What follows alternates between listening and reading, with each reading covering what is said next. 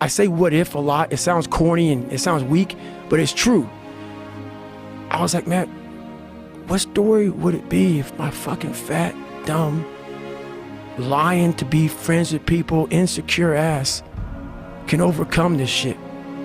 And that what if mentality, like that dreamer mentality just would always fuel me. It would just fuel me, man, what if I can be a SEAL, man? What if I can go from running a quarter of a fucking mile, now I run 205 miles. What if I can go, what if I can go, and what if, how would that feel? So it became from being defeated to like, man, all right, motherfucker, maybe tomorrow we can go 0.75. No one would do this shit. No one would do this shit. You're the baddest motherfucker around. You're the baddest motherfucker ever lived. And I kept fueling me with the right kind of message that I needed to hear that I was never telling myself. And through time, it became reality. I failed, I go back to scratch. I use some positive motivation. I have like one day where I'm like fucking defeated. But I started realizing this is part of the process. This is part of the journey.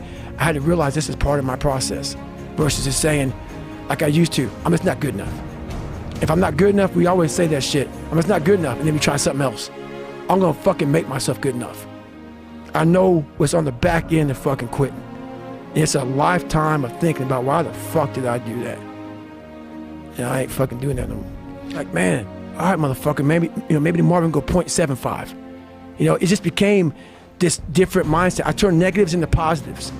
So I would take it like, who would even think about doing this? So I would sit on my couch saying, who at 297, who can't fucking swim that great, who's scared of the fucking water, would have the fucking balls? Who had the balls to fucking man up, quit a job, and go and just put everything on himself?